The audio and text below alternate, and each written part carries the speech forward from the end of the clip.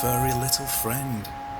He used to snuggle up upon your knee as a long day's work did end. He'd sneak indoors with a mouse or bird, his trophy and his prize.